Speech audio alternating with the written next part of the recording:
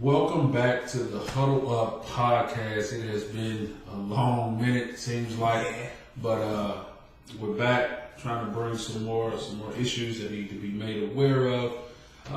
I'm Demetrius on Twitter, Meech. More Reppin' 816, More Reppin' 8161 on Twitter. Exactly. Hey, we want to bring up a very important topic that needs to continuously be made aware of. I think the media, TV, different organizations do a good job of making this specific topic aware to people, but we just want to do our part to bring awareness to it, and that is domestic violence. We really want to make sure that is made aware of for our young people, for our old people, whomever. Domestic violence does not come with restrictions. It does not come with an age barrier. Domestic violence can happen to anybody at any given time. Oh, absolutely. Not just women or children. Men can be exactly mentally, physically abused also. Exactly. It's uncommon to hear about it, but I think it probably is an issue, that needs to be addressed, at the same level as a woman or a child being abused. Exactly. And I think sometimes people will look at a man and say, well, you can take it. You're a man. You don't be a punk. Things of that nature when it comes to men being physically or emotionally or whatever, or men experiencing domestic violence. But like we said, domestic violence does not come with any barriers. One thing we have to understand is that domestic violence does not come in one form either. Absolutely. Sometimes we get it in our minds that domestic violence only comes in one form, and it's physical, but it's actually not the case. Yeah, and then emotional, I guess, you hear them say emotional abuse is almost worse than physical abuse, because, you can heal from those scars physically for the most part, but emotionally that can carry a life sentence. Exactly. And I think that needs to be addressed more. That like you said, even with men,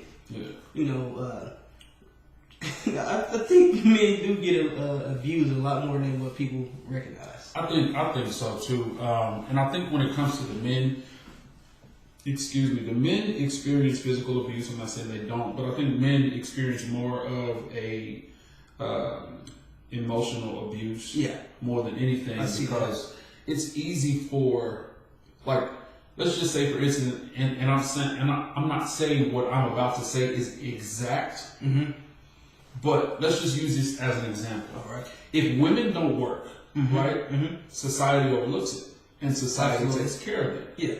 You know what I mean? Which, we should take care of, people who are, down on their luck or, need help. Yeah. Not saying that. Yeah.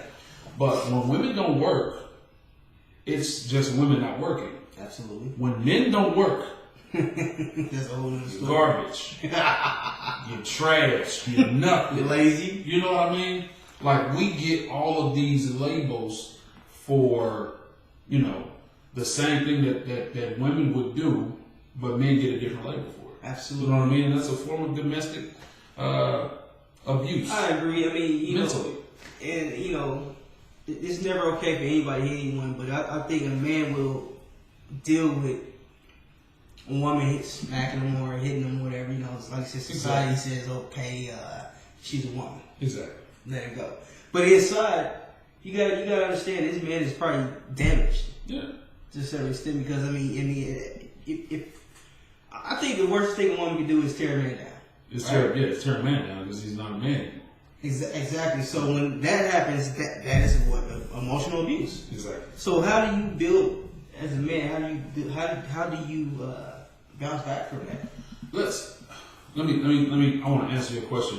Let's look at this real quick. Let's look at what domestic violence is, or what is abuse. Okay. Domestic violence is a pattern of coercive and assaultive behaviors against a spouse, significant other, child, or other loved one. So, like, to answer the question that you just asked, how does a man recover from a form of domestic violence. Well, I mean, there are different ways to recover. Of course, he would get help and things like that. But let's look at how men throughout history, without receiving help, the proper help, let's look at how they've chosen to try to heal themselves from domestic violence. All right. Becoming a domestic violence violator themselves. Yeah, that's pretty common. Exactly. Like you said, being beat down mentally, and we're not just harping on men right now. We want to get on both sides of it's just never really talked about. Yeah, it's just never really talked about. But men have, because there's so much pride in a man, he's chosen the wrong avenues to try to heal himself from a domestic violence situation. You know what I'm saying? But also, could that be from a lack of tools and outlets? Exactly. Not getting the proper help, not having the proper resources, and then sometimes just being overlooked, period. Yeah. Because not all men are not trying to get the proper help, but sometimes people will say, once again, he's a man. Yep. He should be able. That's the number one thing. You're a man, and he's overlooked. So when it comes to domestic violence, he's not looked at as a person that would experience domestic violence, but he would be the violator. He's always looked at as the violator in every instance. I think you hit that on the head right there. I mean, I vaguely read something about R. Kelly the other day. I guess he's back in the news. Oh my goodness! Did you know he was sexually abused when he was a kid? I did not know that. Yeah, his brother. I guess his brother calls himself rapping. I'm not sure. So what is he doing now? R. Kelly. What? Why is he in the news now? Believe it or not. Well, supposedly he's supposed to allegations. These allegations. Yeah. That he's supposed to got a 14-year-old girl pregnant in the past. Yeah. It was actually his cousin. But what did you just say happened to him when he was a kid? He was sexually assaulted. See what I'm saying? I'm not saying what he's doing is right, because he needs to go to jail. But here's the thing, I also read that he actually had got help. Did he? Went to counseling some years ago. So wow. I mean, it's deeply rooted. Yeah. So I'm far from professional, but I've dealt with people that family members, friends that go through abuse or just emotional distress. You actually have to learn coping skills. Yeah. So if you don't learn coping skills, you can get all the counseling you want, right? Yeah. But if you don't learn how to cope within, exactly, you're never going to change. You're always going to go through the motions. You'll always have triggers. Yeah. If we can't control, it's like the last, well, not the last Avengers movie, but you remember the Avengers movie where he asked the Hulk, he said Hulk smacked. No, he kept asking him throughout the movie. Mm-hmm. I want to know your secret. So he finally, the character that played the Hulk, he said, "Do you want to know my secret?" Mm-hmm. And he said, "What's your secret?" He said, "I'm always angry." So basically, what he was saying he said, "I learned to live with the anger." That's how he was able to control himself. But from that, what I'm saying is like you said, if we don't learn to have those coping skills, we'll always have those triggers. Mm-hmm. Or we'll just, because we didn't receive the help. It's kind of like Mike Tyson. For years, Mike Tyson was this aggressive, angry young man, and he was the violator in the domestic violence situation. But once he lost that mentality and that edge, he didn't want to be like that no more. Yeah. Nobody, I'm not saying nobody fears him, but you don't look at him like that. His whole mentality has changed. He's kind of like a gentle giant now. Yeah. Like he's like a big teddy bear now. Yeah. Like he doesn't have all the anger built up. He's a totally different person. So if you learn how to deal with these things, I guess the proper way, but it has to start within. It has to start within. And one thing I want to say is this. All too often, people who experience domestic violence, and I will say this, and it goes both sides of the coin, men and women alike, but they are scared to reach out for help. Yeah. In these situations, they're scared to leave that situation because it may sound crazy, but people get comfortable in whatever situation they're in. for some strange reason, people feel comfortable in a chaotic situation. You learn to adapt to your surroundings. Exactly. I mean, it doesn't make it right, but if a woman's been,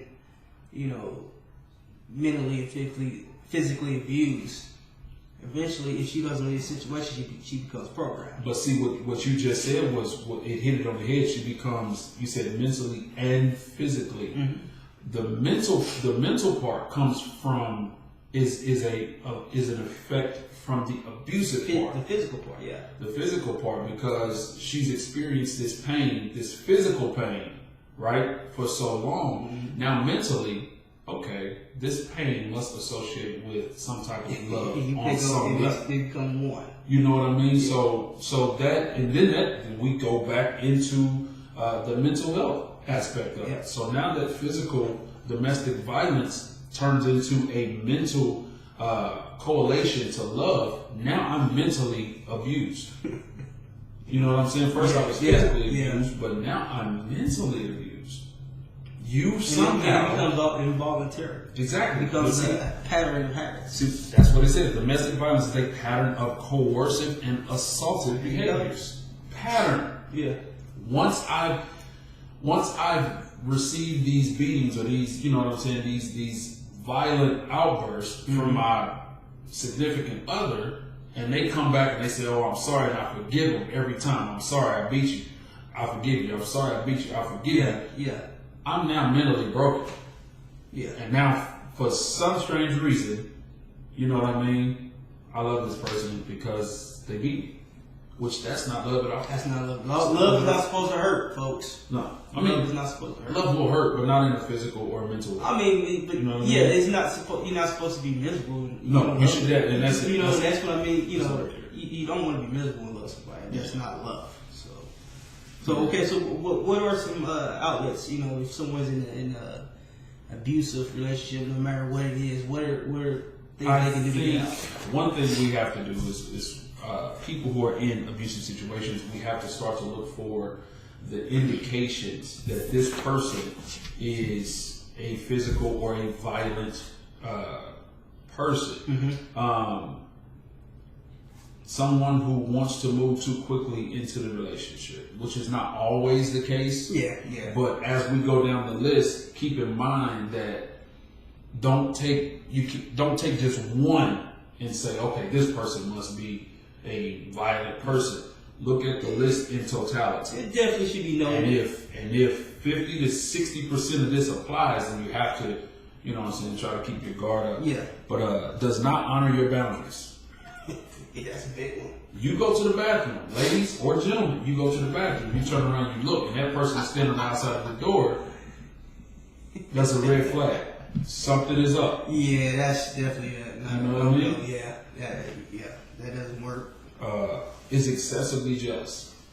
That's another one. That's another one. That's a key indicator. Criticizes you or puts you down. Nobody, if you're in a relationship with somebody and they tell you that they love you, a person that loves you will always build you up. Mm-hmm. They will never tear you down. I'm going to another thing too.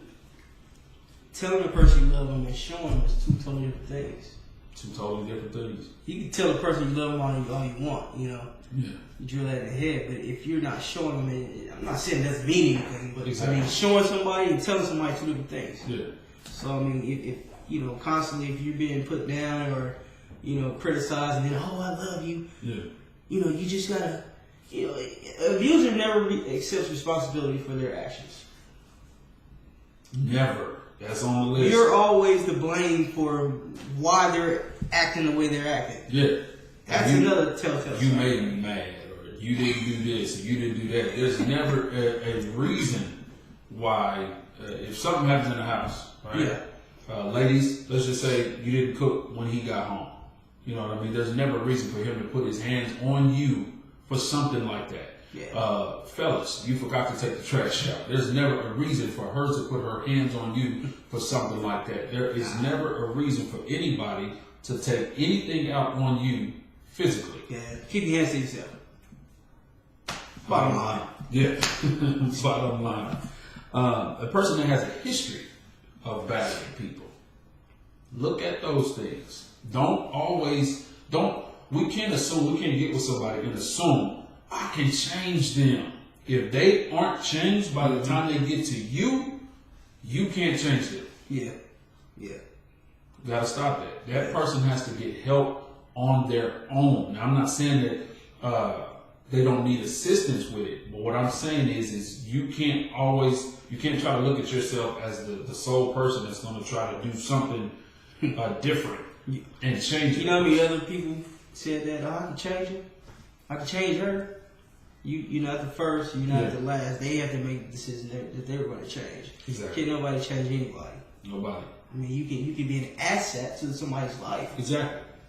That's so it. It has to be they're doing to want to make a change and be a better person. So. They have to want to change. And like you said a minute ago, the person that takes no responsibility for their actions, they have to come to grips with themselves and start to take responsibility for themselves. That's when that person can start to change. That's true. Yeah. So. Well, you got a little hotline number we can call if you need some help. Oh yeah, and this is actually for those who may be listening, for those who are tuning in. This is actually information from the Hope House, which is located in Lee Summit, Missouri. Their Hope House hotline is 816-461-HOPE. That's 816-461-4673. Their metro area hotline is 816-HOTLINE. 816-468-5463. So if you know of anybody that may be going through a domestic violence situation, whether it's a man, whether it's a woman, whether it's children, reach out to some type of outlet. Here's Hope House, Hope Home. We gave you, or Hope House, we gave you the number for that. Look up any other resources you can that can help anybody in these specific situations. I tell you, it's weird. We talk about this, but today I was on my way somewhere and I was getting out the car and I seen this gentleman. I'm not gonna say gentleman. I seen this guy. Yeah. And he was standing over the car like this. You know, the car door was open. His lady was sitting in the car halfway out. I just kind of walked by and I heard him like, she's like, "Oh yeah, this is all my fault." Blah blah blah. You know, just kind of sounded like she was trying to de-escalate something. So I slowly walked by and he's just hovered over her to where if she even wanted to get out the car, he would probably be able to push her back in or something like that. It didn't turn physical, but I could tell that when they, I could tell they were going through something. And I was just kind of like, I hope I'm not the enemy. Like, this dude puts his hand on this chick, then I gotta jump in this. I can't walk by and let this happen. But I mean, if you see something, say something. If you see something, you know, I don't want to hear it's not your business. I mean, we're all obligated to, if someone has physically been assaulted, even if you don't, personally intervene, call the cops. Call somebody. Somebody that has more of. If you don't feel like you have enough gall in you to intervene yourself, call somebody. Call the police. Call the ambulance. Call somebody that can intervene, that has the authority to intervene for you. And also, just so that we can get just some more information out. These are different methods or different ways people try to use their power or control in domestic violence situations. They use intimidation tactics. You know what I'm saying? I'm bigger, I'm stronger, I got more money, or I got contacts, things like that. They use emotional abuse, where they try to tear you down so much to where they actually start to control a person. They use isolation. Let's move to another city. Stop going to the gym, or quit your job, and trying to get you by yourself. Exactly. Minimizing, denying, and blaming. Like, it's always your fault. Your feelings don't matter. Things of that nature. That's a red flag. Using children. Using children. Remember, we said earlier. That is. Men can experience domestic violence too. And there's a lot of cases where women will use the children against the men in certain situations. And that is not right at all. Absolutely not. I'm keeping the kids from you. You can't see them. Stop. And that works both ways, ladies and gentlemen. That works both ways. We see it all too often, and the kids are not pawns. No. So you have an issue with him, have the issue with him in an adult manner. Don't use the kids quality of life. Yeah. The best life you can give them. I'm not saying that, you know, they gotta have everything, but give them the best life that they deserve. So. Exactly. Using male or female privilege. Like, don't try to assert yourself or make yourself more than what you are to try to dominate your spouse or your significant other. Yeah. Like, if that's your significant other, treat them with respect, love, and cherish them. Like, whether it's man or woman, as well as your kids. Don't feel like because you're the adult that you can just beat the mess out of your kids because you've had a bad day. Like, don't do that. You know, like, that's not fair to them. Yeah, they didn't ask to be here. Yeah. So yeah. Using economic abuse. I want to read the definition for that. Preventing her or him from getting or keeping a job, making her or him ask for money, giving her or him an allowance, taking her or his money, not letting her or him know about or have access to family income. And that's stripping independency away. That makes you codependent. That makes Exactly. you captive. Exactly. All too often we've seen, based on true story movies, where women were basically held captive. You know, the man would go to work and leave the woman at home. Tell her, you know, anything about anything, and you know, things like that. They say, you know, cops come, they find like stuff hidden in walls, people hidden in walls, and Exactly. false basements and everything else. It's crazy, man. This stuff is not fake. This stuff is real, and it's happening as we're speaking now, and we just don't know about it. But I mean, it happens all over the world, not just the United States. So I mean, if you think about it, man, there's so many situations that happen that we don't know about, like across the street, down the block. You know what I'm saying? Across from your job, or you know, just things like that. And I mean, I'm a person who believes in prayer, so I'll say that. I mean, you know, some of you may not believe in it, but I mean, you got to pray for situations like that. You got to pray for people who you may think are in those situations. You know, so I agree. You have to use prayer as much as we all need to use prayer. If you ask me, but that's just my opinion. Exactly. But like he said earlier, if you say something, if you see something, say something. You know what I mean? You can't just sit by and, you know, idly while somebody is experiencing, you know, a bad situation. Yeah. So like we said, it was a couple of shows where we talked about protecting our women and children. You know, this is a show where we say protect everybody, our men, women, and children. You know what I mean? So absolutely, everybody's important to the family. Yeah, absolutely. Everybody. So with that, we just want to bring awareness to the domestic violence. We want to bring up a couple of exciting issues, or not issues, but exciting things for us. KU, Kansas, not basketball. Kansas football. Today, November 16th, 2018, there's a possibility at the end of the day they could announce that Les Miles will be the head coach of the Kansas football team. What do you think about that decision? It's a no-brainer to me. I mean, we actually talked about this before he even. His name's even mentioned for the job. I mean, exactly. I mean, he's been out of coaching for 2 years now, I think. So it's second season. I think instantly it'll bring 5-star recruits to this team. I think so. I mean, we just looked at a JUCO, 5-star JUCO recruit, where he said he was committed to Drury Vaughn out of Tyler, Texas, 5-star recruit. I guess he was committed to LSU, but I guess as he got the news or heard that Les Miles going to KU, he announced on Twitter, I'm committing to KU. So yeah, that was not too long ago. I mean, the name alone is going to draw recruits. So I mean, I think it's a big thing for KU. And I'm gonna say this: whether it works out or not, this is something that KU needs. This is something that Kansas football needs. I mean, Beatty was what 6? I think it just read 6-40. 6-40. I don't even understand how you do that. When you showed me that stat, I thought that's how tall he was. I thought he was 6'4". But he was 6'40".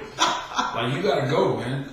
I'm sorry. You tried your best. Can you imagine how much money they wasted these last several years on coaches? I mean, they haven't had, I guess, a solid coach since Mangino. Yeah. So, Mangino, yeah. Yeah, I mean, this to me, this is very exciting. As being a KU fan, lifelong KU fan. Oh, yeah. This is very I dusted off inspiring. my KU, my 2008 KU football membership card. I'm gonna dust that off. Might even go to a game. Yeah. Next season. Now the tickets are gonna go up. Oh, Maybe listen. If you're a KU football fan, you better get your season tickets now. Before they go up. Now. Get them now. But I think it's gonna be good for KU though. I think, Absolutely. like I said, he's gonna bring in the recruits, which will make it easier for him to coach. You know what I mean? Easier for him to execute what he needs to execute. Give it time. He's not gonna win the national championship next year. Now, does he dismantle that whole coaching staff? Yeah. Okay. You got to. Because you have to change the whole mentality of every single aspect of that Kansas football team. Yeah. Like if it was me, I would have each and every one of those football players sit and talk with a psychology professor. And I will find out where's your mentality because you've been losing. You've been on the losing end. You've been seeing your team in the news because you've been sucking. For real. Nah. I will find out everybody's mentality. Everybody that's going to be there next year, where are you at? Like, look, no, dude, you got to go, man, because you ain't thinking right. Exactly. You ain't got to, I mean, you've been in a losing culture for so long. It's exactly. like, you don't gotta know what it feels like. Yeah, you got to build it back up. You never want these students go out there and they work hard to try to go out here and compete against these other schools. Yeah. So you never want them to get used to a losing culture. Yeah. You don't want that. So I mean, I just wish they hurry up and finalize this deal. That's I keep Googling Les Miles, but it keeps saying working on a deal. I mean, I think instantly is going to, draw more wins. I think so. I'm not saying a specific number, but I think I think they will definitely win the culture. I'm gonna say this: they'll be bowl eligible next year. I believe that. I think they'll at least do that. I mean, when you still gonna get next year? If Les Miles is the coach, can you coach this year? Yeah, his first year, I'm gonna predict 7 wins. Okay, I'm gonna predict 7. I mean, because the Big 12 is, you still got Oklahoma to deal with. You still got Texas, who's up and coming. They're coming back. Yeah, resurgent Texas team. Yeah, but the Big 12 is flimsy to me. Like, it can go anyway. It's flimsy once because you knock the 2 Oklahoma out, or it's flimsy because we've become, a one-dimensional conference, and by that I mean we have Oklahoma. TCU is not the same. TCU. Whose fault is that, though? Well, that's the Big 12's fault. That's the Big 12. The powers that be, or the schools? The powers that be, not the schools. The powers that be. Why is it not the schools and the powers that be? Here's the reason why I say it's the powers that be. When Big 12 lost 2 schools, right? They lost Texas A&M and MU. Yeah. It was up to them to go out and put this conference back together, right? The Big 12, when we lost MU and Texas A&M, we lost a little bit of money. Yeah. Right? Yeah. And it's almost as if they just kind of sat idle or sitting idle and doing nothing. And it's, But shouldn't it be the school's responsibility to recruit better talent? I mean, if you lose those teams, the overall revenue, I guess you will lose a little bit of that. True. But that still should be a team by team. It's up to you to put together a championship caliber team. That's true. I get that. So I understand where you come from an overall standpoint, from an overall conference that will affect the dollars come in per team. Yeah. So I guess I look at it from top down. You know what I mean? You looking at it from let's say I could take it to like a David Stern type point of view. Yeah. Like that's how I'm looking at it. I'm looking at it from top down. The reason why I say that is because, like you said, isn't it up to these coaches or these teams to recruit better? Kansas has always been Kansas football. Yeah. We had 2 good years when Mangino was here, but KU has always been KU. Yeah. K-State used to be dominant. They're not anymore. Oklahoma has pretty much been steady. Texas was dominant. They fell back. Now they're coming back. Iowa State is kind of doing a resurgent thing. West Virginia's, they're pretty good. I mean, the Big 12 to me just always been, it's kind of like American League Baseball used to be, Yeah, I mean, but I think we have to add back to the Big 12 to kind of create a something competitive. Do something to where you have throughout the season a Big 12 like basketball does. Mm-hmm. Big 12 SEC champ or competition or Big 12 Pac-12 competition. Do something to where these kids are not just saying, okay, we got Iowa State this week. All right, we got K-State this week. You know what I mean? And that's where coaches come in. Coaches change culture, right? Yeah, that's true. So you have to, like we said, Les Miles comes in. He's going to hopefully change that entire culture. I think the culture is already changed. There you go. I think the culture is already So hopefully they finalize it pretty soon, so we can get some details. I don't know if they need to borrow a pen or what, but just I don't know. Sign the daggum contract so everybody can cheer and be excited and all that good stuff. Yeah, look forward to that. Just a real quick switch from college football to college basketball, right? So this year, college basketball is what it is. We saw the first few games of the season, and you have KU, you have Michigan State, you have Michigan, you have Duke, you have Kentucky. You know what I'm saying? You got all these powerhouses. Yeah. Where do you see some of the top recruits? How do you rank them? This whole one and done thing. Where do you see it all going? Who really is a legit one and done? Are these teams really ranked where they should be? I hate one and done. I get the concept of it, to chase the money. These guys. At the end of the day, it is not your kid's responsibility to make sure the family needs to be held down. Let's get that straight. That is true. I will agree. The one and done is, to me, that's what the one and done is. Yeah. It is encouraging kids to grow up too fast. Faster than what they get. Than what they need to.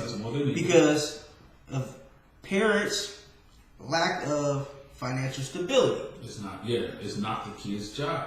So just like let's just say you have a son who, this family has a son who plays basketball, right? Mm-hmm. And they say, well, go to the NBA, so we can, you can get you some money or whatever, whatever the case may be. Let's just say this family across the street has a son who is, he's going to school to be an accountant, or an architect, whatever. This family is not going to tell this son who's going to be an architect, hey, we need you to go out and hurry up and finish. You know what I'm saying? So you can come back and take care of the family. Yeah, Not going to do that. It's not. We don't put the same pressure on the architect or the lawyer or the doctor or the accountant that we do the basketball player. Yeah. I mean, let's be real. If you were a possible one and done, or you're a top draft pick or something like that, your focus is not really on college. So you're not, to me, in my eyes, a student athlete. You're just an investment. Is what you are. Basically, I think I agree with what you said though, and I think that's what it speaks to. These kids growing up faster than what they should. And I'm not 100% saying don't do it, because if you go out there and get your chips, get your chips. Yeah. But don't do it because mom and daddy need to do more. If I'm working a 9 to 5 job and I know that it ain't cutting it, I know I need to do extra. Exactly. To take care of my family. So basically what you're saying is it's cool if they do it, just don't put the pressure on them to have to take care of it. Yeah, and that's what I think mainly what it is. I mean, these dudes is not getting out here getting all this money. They've taken that money back home. Let's be real. Yeah. And is the money being even invested in the right way? I don't know. And I think that's another thing. Like, we have these kids, 17, 18, 19 years old, and we say, all right, cool, you're going to be a number 1 pick, or you're going to top 10, a lottery pick, or whatever. And we give them these large checks, right? And we just kind of throw them out into the world. Yeah. Now, with the exception of a few players sprinkled around here and there who actually manage their money well, there's still a large portion who says, oh, man, I got these hundreds of thousands or possibly millions. Yeah. What do we do with it? Where's the mentorship that goes with, hey, this is what you should do? You know what I'm saying? Where's that? That comes with having the right camp around you. Not all of them have that. And that's the problem. Yeah. I think that is the problem. Even mom and dad can be a hindrance. Yeah. In some cases, mom and dad can be the reason. You know, another issue I have. I don't like when, let's take KD and Draymond for example. Mm-hmm. They have that little riff. You know, that should be internal, even though they leaked it, they did it on the court, so it got out. But I don't believe in mamas, daddies, brothers, and sisters should not be on Twitter, Instagram, Facebook, running their mouth. Yeah. Because first of all, what they're doing is ruining your brand anyway. I mean, you already did what you did. Yeah. But for you to comment on something that that you shouldn't, that don't have nothing to do with you, first of all. Exactly. You're just doing it because you're in a position to do it, not because it's right to do it. And I think it hurts more than it helps. It hurts, man. It can hurt a whole lot. I get it. You know what I'm saying? If our family is in something, we feel the need to, insert ourselves into a situation. But, Yeah. Sometimes we have to let them, if they're going to be grown men, let them handle their grown men business. And I feel the same way about Lonzo Ball. I feel like LeVar, you got him there. And once you got him there, I'm not mad at what he did to get him there. No. I'm mad at the fact that when you got him there, you didn't know how to step back. Say, son, I got you there. Exactly. The rest is on you. Yeah. To where now I feel like it's really affecting his game mentally because he's got too many people telling him what to do. I can kind of agree with that. You know what I mean? There was so much of LeVar Ball hyping up Lonzo Ball that it almost seems as if, based on Lonzo Ball's play recently, that he's not living up to what LeVar Ball, hyped up. Yeah, you know what I mean? Let's get it straight. He never hyped himself up. Now, Lonzo Ball, he did great in college. He did great in college. And that goes back to that one and done thing. Sometimes it's not always. It's the cute and popular thing to do if your name is out in the collegiate world. This person, they good. You see them, man, they threw the alley-oop, behind the back, all of this stuff. But that doesn't mean that automatically translates into an NBA career. It does not always mean that. Or even you can take NFL, you can take baseball. Once you apply that pressure to a person, and they have like a ton of weight on their shoulders, they stop being themselves for a lot to me, because they're living up to the image that silhouette that everybody else is placed around them. How often do you really hear people hype themselves up? You don't really hear them hype themselves up. Everybody else hype people up. Yeah. And then here, it goes to your head, it gets to your mental, and then you start living in that image. Exactly. So I think, and I don't think that's the case with Lonzo. I think he's a quiet, laid back dude, and he just like to hoop. But now he's in a situation where, which direction do I go in? Do I play like I played in college? Yeah. Or I'm playing with LeBron now, so now I'm intimidated. So let me ask you this question. I didn't really follow ball in college. I watch him now more because I'm a LeBron fan, so I watch the Lakers. The way he's playing now, is this the Lonzo Ball? Is this the real Lonzo Ball? Now, I've seen him score, 28, 30 points, but is this the real Lonzo Ball? I think from reading a lot of comments on social media, I believe people think this is what you get. What he is. I personally think that he has a lot to offer. I think he's a facilitator. I think Lonzo Ball really can control the game. Yeah. But like I said, his psyche is so kind of all over the place. This is what I think. Oh no. You cool. The reason why I asked, is this the real Lonzo Ball, right? How many people coming out of college how many players coming out of college did the same thing or better than Lonzo Ball? Probably a good number. A good number. Yeah. That's why I'm saying there's a difference in saying, oh man, did you see that dude, man? Yeah, he had like 5 assists, 10 assists. You know what I mean? Then, oh man, his assist was, you can hype up mediocre. We see it every day. Mediocre. We see it every day. And make it seem great. But then when you take a step back, you're like, well, that dude over there did it. Yeah. And he did it better. Yeah. But nobody said nothing. Yeah. You know what I mean? And there's a number of factors going with that. You did where do you play at? I'm going to use this example. When Steph Curry makes threes, we fall out of chairs. Yeah. It's all on ESPN. Oh, man. Yeah. What's the dude's name? Is a backup point guard for the Warriors. Sean Livingston? No, it's not Sean Livingston. Oh, you talking about it's another short guy. I know you talking about. I can't think of his name. He's been there for a couple years, right? The other day, I watched them play. It was a game they lost. He came in and he hit about 4 or 5 threes. Mm-hmm. You know what the announcer said? What? Oh, another 3. Oh, he hit another 3.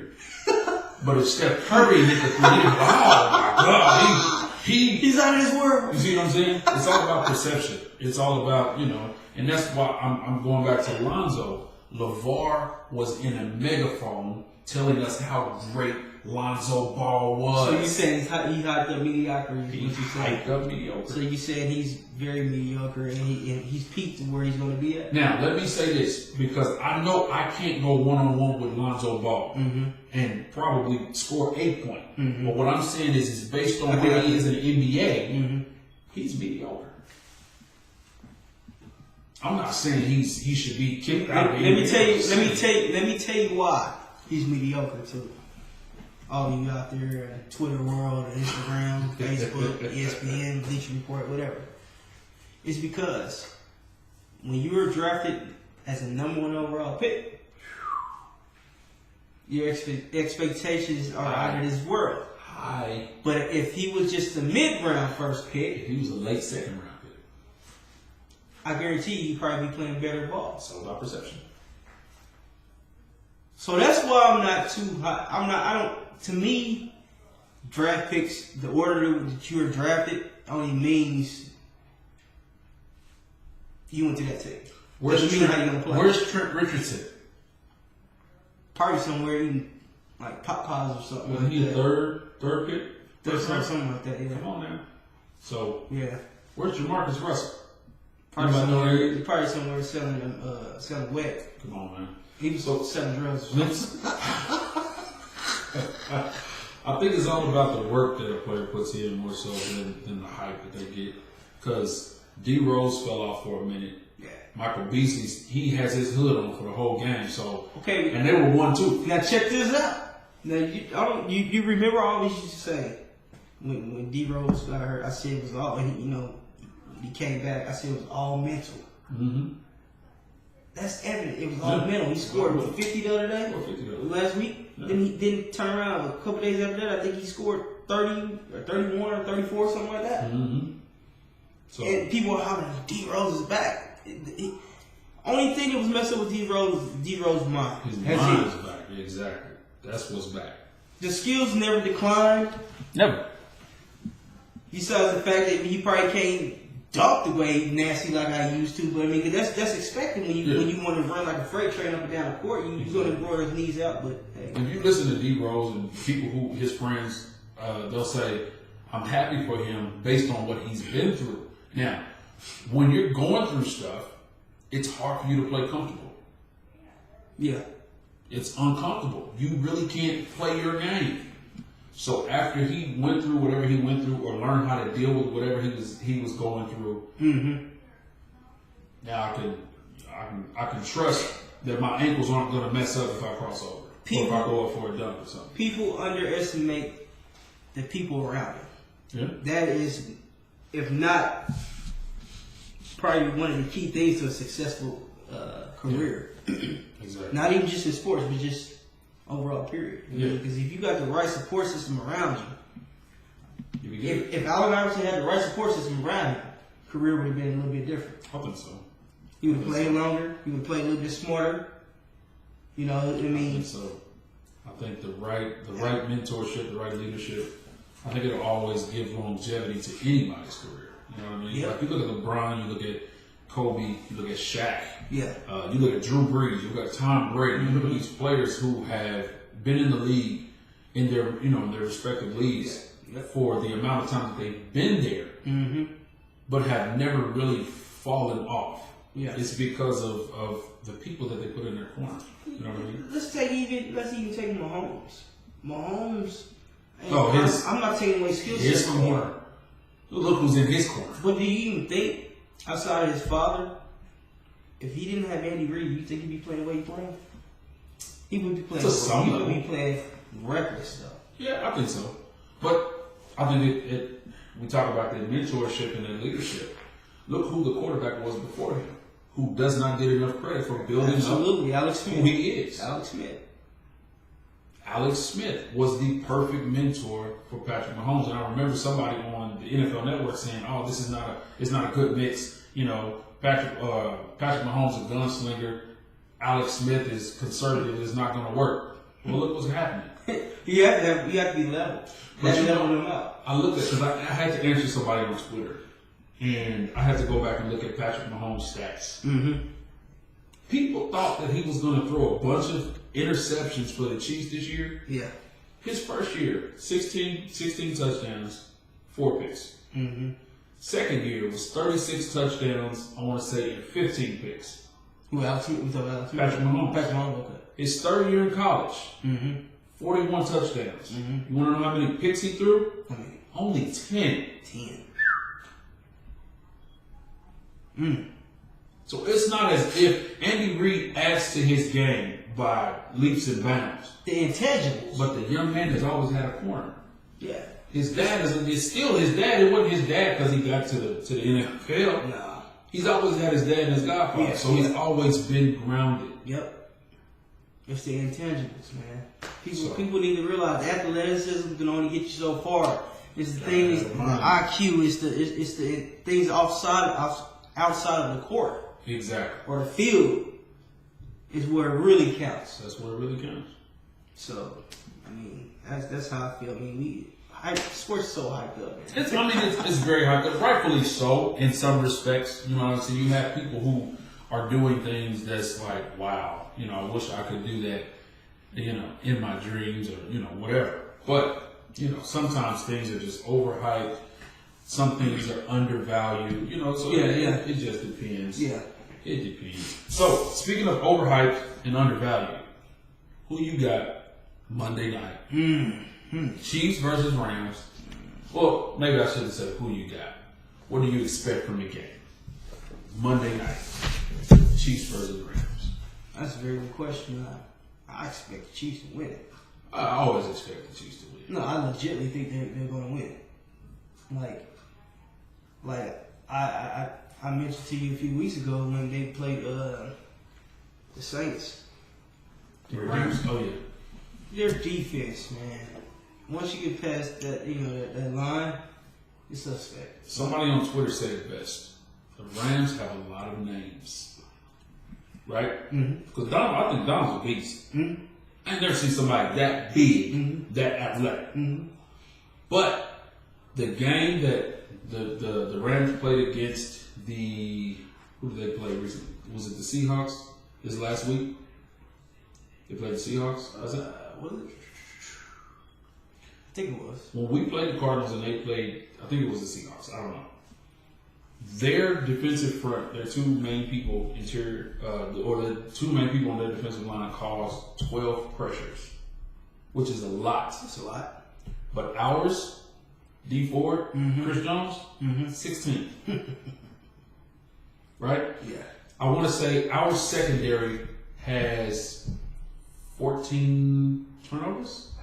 I want to say 10 picks and 3 fumble recoveries. I could be wrong on those numbers. I think they're pretty close. We have way more than their secondary. Do you notice a difference in those? I have to say this. Marcus Peters is the 110th corner. graded. No, he's the 103rd graded corner in the league. Stephen Nelson, 10. 10. When Nelson told you he was going to have a good season, he said that before. Yeah. And we all kind of like, laugh, whatever. Because we had Marcus Peters. Yeah. We got Marcus Peters. Shut up. Yeah. But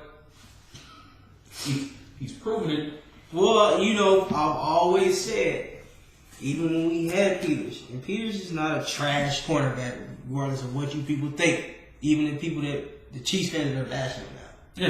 No, he's not. It's all about system. It's all about system. And if you go back and look at all of those tapes, Peters never really guarded number one receivers. And not only that, Peters had safety help probably 70 to 80% of the time he was here in Kansas City. Yeah. Because that's Bob Sutton's system. Yeah. When you look at his film this year, he's single coverage a lot, man to man. Yeah. And here's the thing. He's I'm still not playing taking 15 up. yards off. Yeah, he's still playing 15 yards off. I'm not defending him at all. But some of these receivers are bad. These are some bad boys.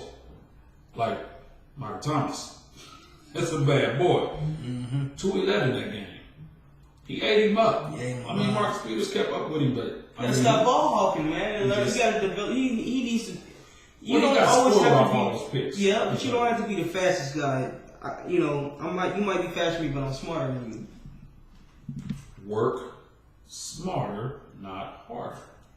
You know, that's how I feel about it. In any job. I mean, yeah, if you continue to do the same thing over and over again, you can become one-dimensional. Because I believe Sean Payton said that's the matchup that they wanted. Yeah, they said they were looking for going into the game. Okay, if that's how you feel, next time we go out, I'm going to adjust my game. I'm going to play smarter. Gotcha. I'm going to jam him up in the first 5 yards. I think he tried that. Well, you better work on the technique, man. He Well, tried Marcus it. Peters don't like to be physical, so how do we know it was 100%? Like, I'm going to jam you up. It could have been like, Well, that's what I'm saying. So we ain't gonna try it next time. But I think Marcus Peters is a low-key pretty boy or something, man. I don't know why he don't like it. He just don't like to be physical, man. I mean, I don't know. I don't think he's trash, but I just think he needs to go look in that mirror and figure out what he gonna do. I don't know. Because here's the thing: he's a free agent, ain't he? After this year, I think so. Yeah, and he's playing on a rookie contract. He just lost a lot of money. Yeah, man. I don't know. I mean, I think they're gonna sign him back.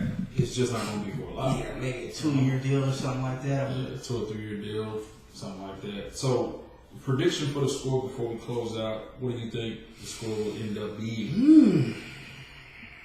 Come fourth quarter, 0-0-0.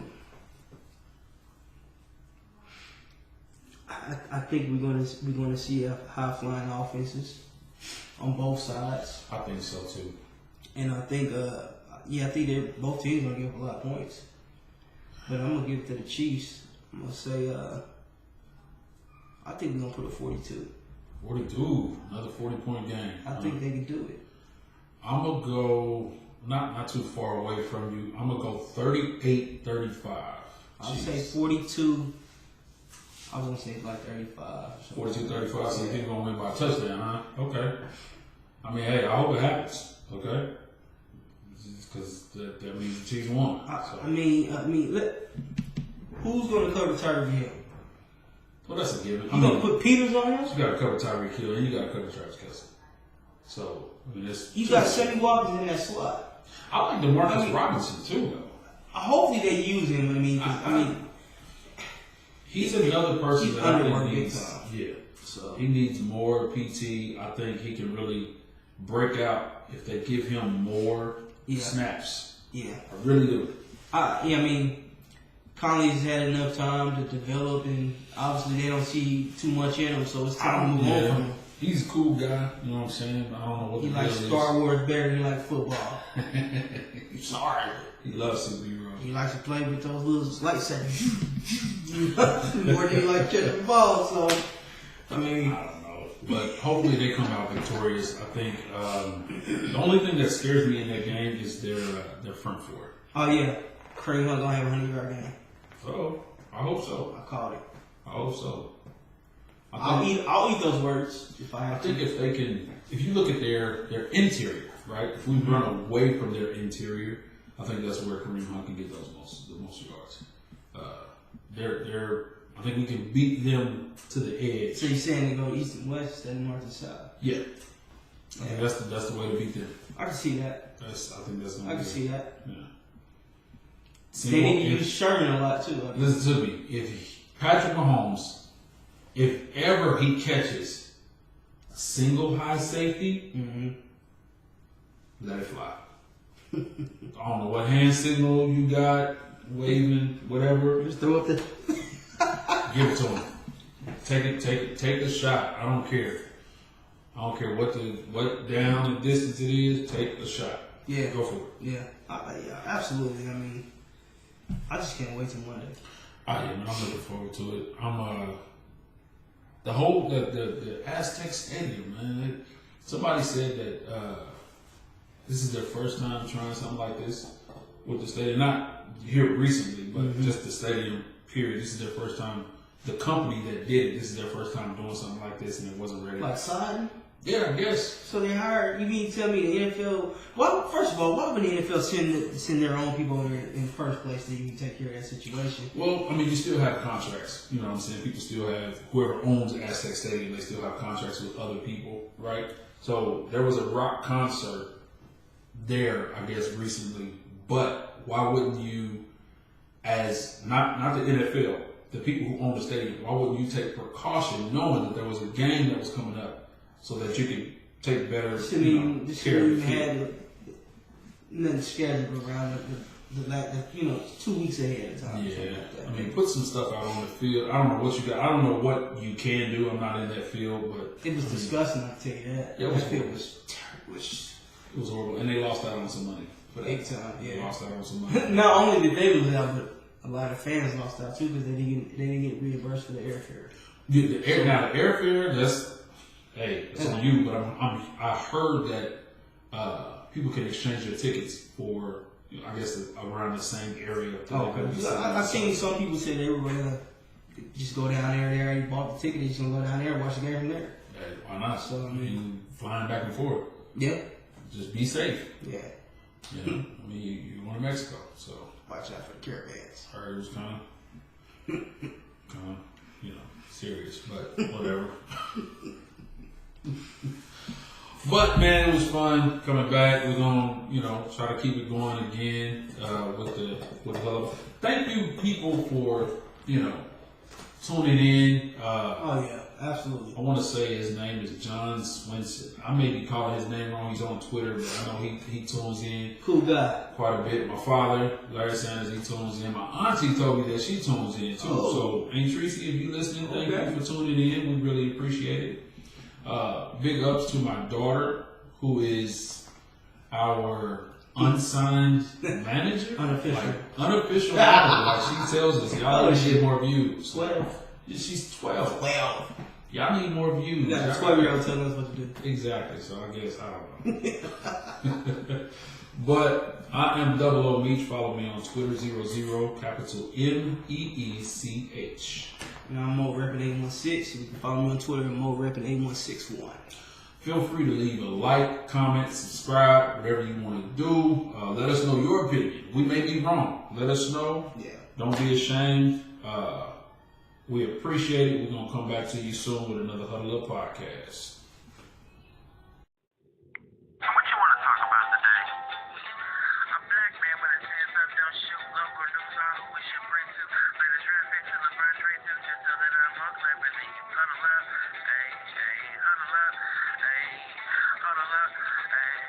Huddle up,